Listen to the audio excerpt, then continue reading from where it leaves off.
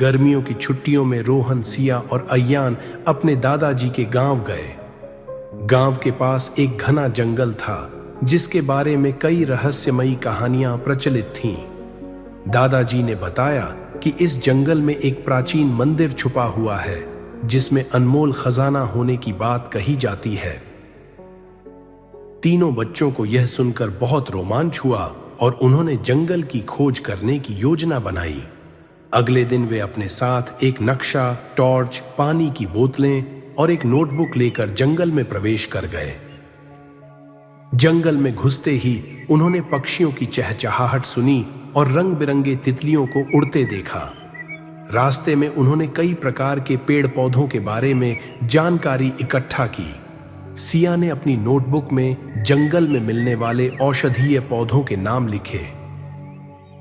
चलते चलते उन्हें एक पुराना टूटा हुआ स्तंभ दिखा जिस पर कुछ शिलालेख अंकित थे।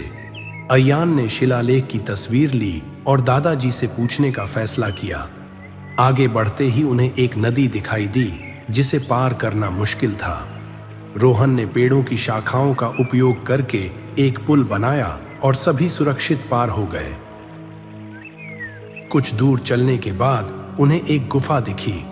गुफा के अंदर एक पुराना दरवाजा था जिस पर गणित की पहेलियां लिखी थीं। सिया ने अपनी बुद्धिमानी से पहेलियों को हल किया और दरवाजा खुल गया।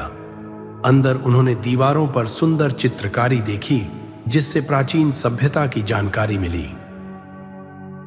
आखिरकार उन्हें मंदिर के मुख्य कक्ष में एक ताम्रपत्र मिला जिसमें उस समय की भाषा में लिखी बातें थीं। जब वे गांव लौटे तो दादाजी ने बताया कि यह ताम्रपत्र प्राचीन भारतीय गणित और खगोल विज्ञान से जुड़ा था। बच्चों ने अपनी यात्रा से बहुत कुछ सीखा और गांव के अन्य बच्चों को भी इसकी कहानी सुनाई। इस तरह रोहन, सिया और अय्यान ने न केवल एक रहस्यमयी जंगल की खोज की बल्कि विज्ञान, गणित और इतिहास से जुड़ी महत्वपूर्ण जानकारियां भी प्राप्त कीं।